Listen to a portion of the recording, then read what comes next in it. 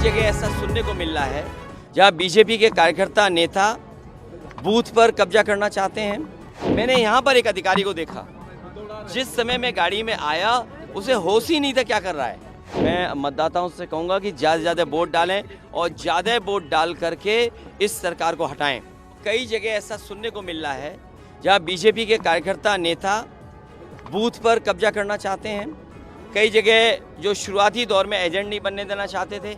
मैंने यहाँ पर एक अधिकारी को देखा, जिस समय मैं गाड़ी में आया उसे होश ही नहीं था क्या कर रहा है और लोगों को गाली गलौज कर रहा है। अगर पोलिंग स्टेशन पे आप लोगों को गाली गलौज करोगे, ये कहाँ का व्यवहार है। और चेक करने की अनुमति अंदर है, आप बाहर खड़े होकर पुलिस नहीं चेक कर सकती है कि आप वोट डाल के आए हो कि नहीं डाल के आए हो। ईवीएम पर भी सवाल उठाया आपने शुरू से ये अभी सवाल इस बहस में नहीं है। मैं मतदाताओं से कहूँगा कि ज़्यादा से ज़्यादा वोट डालें और ज़्यादा वोट डाल करके इस सरकार को हटाएं। लड़ाई जो है वो वैचारिक लड़ाई है भारतीय जनता पार्टी से। आपको लगता है देश का पिछले 10 सालों के अंदर जो हश्र है वो बुरा हुआ है? देखिए, पिछले 10 साल में महंगाई बढ़ी है, बेरोजगारी बढ़ी है। आम लोगों के जीवन को जो सुधारने का रास्ता होना चाहिए, जो विज़न होना चाहिए, वो नहीं रहा सरकार का। और हम किसी चीज़ को देखें, आज दवाइयों के दाम बढ़ गए हैं, ज़रूरत की चीज़ों के दाम बढ़ गए हैं, गाड़ियों की कीमत बढ़ गई है, बिजली महंगी खरीदनी पड़ रही है और किसी के हाथ में नौकरी रोजगार नहीं है। आप विश्व गुरु बनना चाहते हैं, विकसित भारत बनना चाहते हैं, लेकिन पर कैपिटा इनकम क्या है आपकी?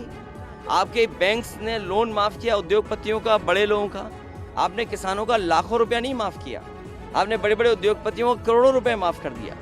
ये आप किस रास्ते देश को ले जाने का काम कर रहे हैं? और जिस देश में जो रिपोर्ट आई है इंटरनेशनल लॉ लेबर उसकी तरफ से कि 83% नौजवान नौकरी और बेरोजगार है, आप अग्निवीर जैसी व्यवस्था ला रहे हैं जिसको कभी नौजवान स्वीकार नहीं कर सकता है। उत्तर प्रदेश में हर पेपर लीक हुआ जिसके बारे में आप कुछ कहना नहीं चाहते हैं, तो आखिरकार जनता वोट क्यों दे? आपने आय दोगुनी की बात कही, आय दोगुनी नहीं हुई। आपने 2 करोड़ नौकरी देने की बात कही, वो नहीं हुआ। तो आपके पिछले 10 साल में हर बात झूठी निकली, वादे झूठे निकले। किसानों ने आत्महत्या जो 10 साल में की है वो 1 लाख किसान हैं।